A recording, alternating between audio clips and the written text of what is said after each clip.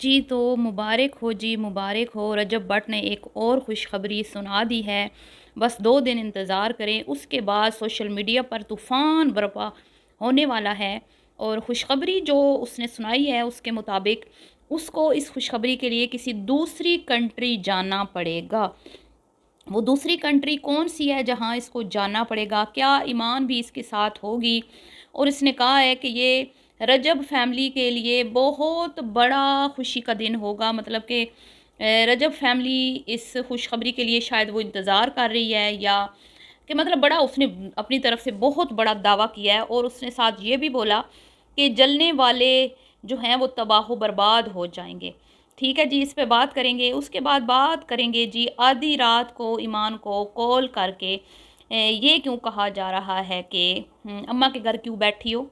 घर जाओ, मेरी अम्मा के पाँव दबाओ, मेरे लिए पैसे भेजो। अ, मतलब कि ये व्लॉग को चटपटा बनाने के लिए, व्लॉग व्लॉग को स्पाइसी बनाने के लिए, मतलब कि एक स्क्रिप्टेड व्लॉग होता है वैसे तो पूरा, उसमें ईमान का तड़का लगाया जाता है ताकि लोगों को थोड़ा-सा इमोशनली ब्लैकमेल किया जाए। और डेली की बुनियाद पर पाकिस्तान से लोगों को बोला जाता है कि क्लिप बना के भेजें, क्योंकि काका जो है वहाँ पे बेचारा वीडियो जो बनाता है वो लोगों को पसंद नहीं आती। और उसमें तड़के और मसाले लगाने के लिए, स्पाइसेस डालने के लिए कभी अम्मा को रोता हुआ दिखाया जाता है, कभी गज़ल को, और कभी ईमान को, और आज तो ईमान की सास को रोता हुआ दिखाया गया। लेकिन अब्बा जी रोते हुए नज़र नहीं आए। आए हों तो मुझे बताइएगा, मैंने नहीं देखे, शायद मैंने कोई वीडियो स्किप की हो, क्योंकि मैं हर वीडियो नहीं देखती। इस पे भी बात करेंगे। और बात करेंगे जी इनके सबसे क्या कहते हैं ना, बदमाश दोस्त, गैंगस्टर जिनको बोला जाता है, टिकटॉक का गैंगस्टर, वो काशिफ ज़मीर, वो अरेस्ट हो चुका है जी। उसने बड़े दावे किए थे कि मैं रजब को, जो रजब के ऊपर जिन्होंने एफआईआर करवाई है, मैं उनकी ऐसी की तैसी कर दूंगा। बेचारा खुद अरेस्ट हो गया। लेकिन अरेस्ट हो जब वो हुआ है तो उसने एक बड़ा मुतनाज़ा किस्म का बयान दिया है कि मैं रजब भट्ट नहीं हूँ कि जो मुल्क छोड़कर भाग जाऊँगा। तो मतलब दोस्त ने खुद ही अपने दोस्त को गीदड़ करार दे दिया। वैसे तो रजब भट्ट कहता है मैं शेर हूँ, लेकिन अपने ही दोस्त ने उसको गीदड़ करार दे दिया और ये कहा कि भई मैं तो दलेर हूँ, मैं तो इदारों का सामना करूँगा। मैं कोई रजब भट्ट की तरह गीदड़ नहीं कि यहाँ से भाग जाऊँगा। तो इस पे भी करते हैं बात। तो वीडियो को आपने बिल्कुल भी स्किप नहीं करना, चैनल को करना है सब्सक्राइब, वीडियो को करना है लाइक और शेयर। अस्सलामुअलैकुम जी, कैसे हैं आप सब लोग? उम्मीद है कि सब ठीक होंगे और अपनी फैमिलीज़ के साथ सेफ होंगे। अल्हम्दुलिल्लाह मैं भी बिल्कुल ठीक हूँ। आप सबकी दुआ और सपोर्ट का बहुत-बहुत शुक्रिया। ये जो इसने कहा ना कि मतलब इतनी बड़ी कोई खुशखबरी है कि जो रजब फैमिली है वो खुशी से पागल हो जाएगी, और धमाका है, धमाकेदार है। एडिटर जो हैं वो पता नहीं वीडियोज़ बना-बना के थक जाएँगे, पता नहीं क्या कहता है, और जो जलने वाले हैं वो जल-जल के जो है ना भुज जाएँगे। और वो खुशखबरी क्या है, अब मुझे तो नहीं पता, उसके लिए दूसरी कंट्री उसको जाना पड़ेगा। हाँ, लेकिन मुझ तक भी एक ख़बर पहुँची है, और वो ख़बर पहुँची है एक सहाफ़ी हैं समीरा अज़ीज़। उन्होंने एक व्लॉग किया जिसमें उन्होंने बताया कि जो रजब भट्ट साहब हैं, इनको बिग बॉस के लिए जो है इनका नाम लिया जा रहा है एज़ ए कंटेस्टेंट, कि हो सकता है कि रजब भट्ट को बिग बॉस में के जो इस साल का जो सीज़न है, सितंबर-अक्टूबर में जो शुरू होना है, उसमें इसको एज़ ए कंटेस्टेंट शामिल किया जाए। ये एक ख़बर है जो समीरा अज़ीज़, जो जिनका इंडियन जो सहाफ़ी हैं, सहाफ़ों से ताल्लुक़ रखने वाले बहुत से लोग हैं, उनके साथ ज़ाहिर बात है ताल्लुकात हैं, तो वहाँ से ये ख़बर आई है जो उन्होंने ब्रेक की है। तो है, इसने कुछ थोड़ा-सा इशारा भी दिया है कि दूसरे मुल्क जाना पड़ेगा, दूसरी कंट्री। एक तो ये, या फिर ये दूसरी कंट्री जा रहा है यूके, क्योंकि इसके पास यूके का वीज़ा भी है। ये भी समीरा अज़ीज़ ने ही बताया कि इसके पास यूके का वीज़ा है। उन्होंने ये भी बताया कि ये असाइलम के लिए हो सकता है यूके या कनाडा में अप्लाई करे।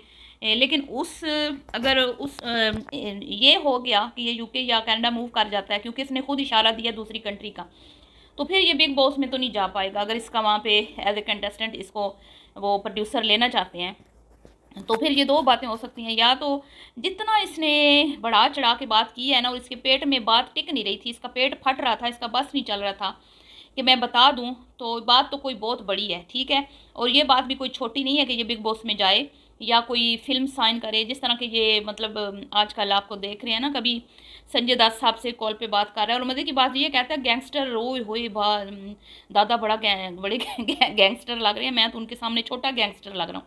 मतलब ये बदमाश है, इसने खुद माना कि ये एक बदमाश टाइप बंदा है, अपने मुंह से इसने मान लिया। लेकिन यूट्यूब पे ये आले मोहम्मद का अपने आप को नौकर समझता है और दुरूद शरीफ पढ़ के हर वो काम करता है जो आले रसूल ने मना फरमाए हैं, अस्तगफिरुल्लाह, हर वो काम करता है।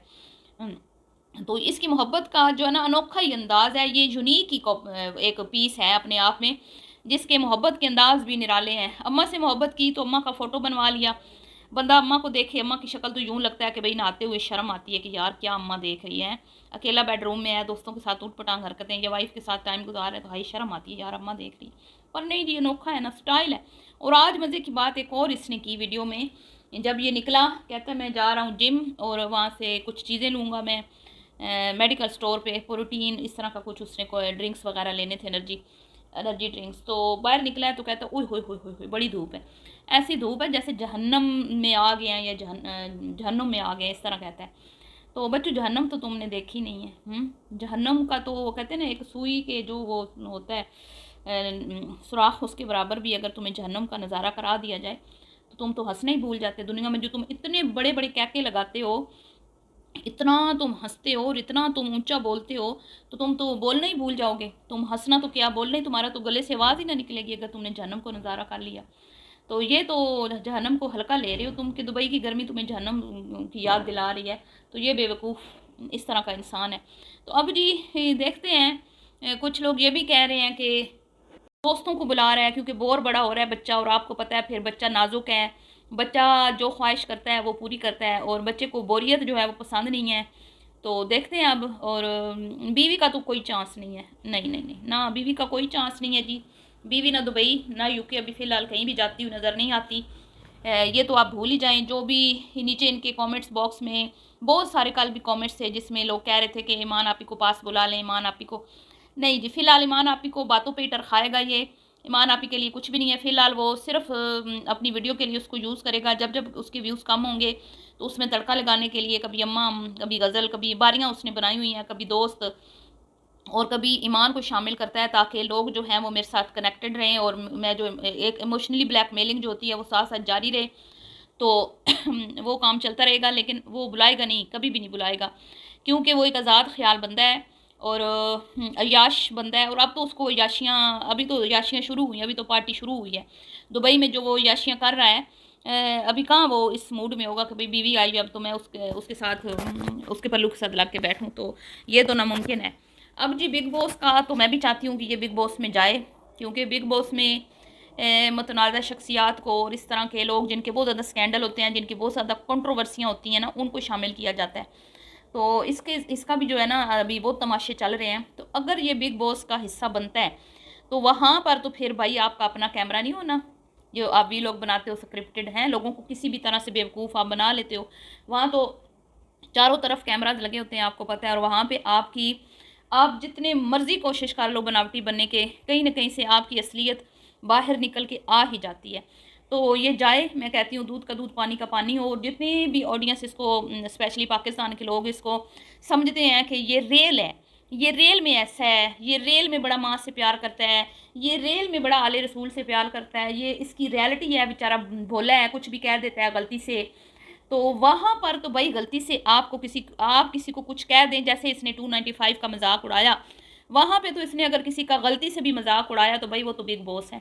वहाँ तो फिर ऑडियंस छोड़ती नहीं है आपको, और सीधे सीधे आपको आपका औकात याद दिला देती है। तो फिर दूध का दूध पानी का पानी हो जाएगा। और अगर ये बिग बॉस चला जाता है और वाकई ये रियल है, तो हम भी कहेंगे कि भाई ठीक है ये रियल है, और हम अपनी गलती मान लेंगे कि भाई हमने इस पर बेजा तनकीद की कि भाई ये तो रियल इंसान है, ये है ही ऐसा, मतलब ये उल्टी खोपड़ी लेके पैदा हुआ है। लेकिन अगर ऐसा ना हुआ और ये इसकी रियलिटी कुछ और हुई, तो फिर ये जितने लोग इसको देखते हैं ये इसको देखना पसंद नहीं करेंगे, ये इसको मुंह भी नहीं लगाएंगे फिर, क्योंकि बिग बॉस में हमने लोगों को हीरो बनते भी देखा है और ज़ीरो भी बनते देखा है।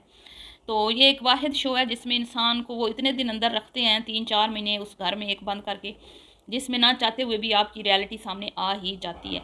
तो अब देखते हैं जी 2 दिन के बाद कि क्या बम फोड़ने वाला है, क्योंकि ये रह नहीं सकता। आपको पता है कि ये ज़्यादा से ज़्यादा 1, 2 या 4 दिन सुकून के गुज़ार सकता है। उसके बाद इसने कुछ ऐसा करना होता है कि दुनिया को ये हिला के रख दे। हालाँकि जो हो रहा है यहाँ पे फ़लस्तीन के साथ और जिस कदर हालात ख़राब हैं, ठीक है? चीज़ें जो आपके सबके सामने हैं, मतलब दिल ख़राश वाक़यात हो रहे हैं और दिल टूटा पड़ा है मुसलमानों का, और मतलब हालात बड़े नाज़ुक हैं। वहाँ पे ये इंसान अपनी ये याशी वाली ज़िंदगी दिखा के, कह के दिखा के, मतलब कि उनके ज़ख्मों पर भी मुझे ऐसे लगता है नमक छिड़कता है। और इन्होंने अभी तक इतना बड़ा ये फ़ेमस इन्फ्लुएंसर है, दुनिया इसको देखती है, पाकिस्तान का नंबर 1 यूट्यूबर है, लेकिन एक भी बार इसने, मुझे नहीं लगता कि फ़लस्तीन के मुसलमानों के लिए आवाज़ उठाई हो। कोई एक इसने मज़म्मती बयान दिया हो कि भई गलत हो रहा है वहाँ पे मुसलमानों के साथ। तो फिर आप किस तरह इस बंदे को लाइक करते हैं, मुझे समझ नहीं आती। बहरहाल जी, मिलती हूँ नेक्स्ट वीडियो में, दुआ में याद रखिएगा। वीडियो पसंद आई हो तो लाइक शेयर कर दीजिएगा। अभी के लिए इतना ही, अल्लाह हाफ़िज़।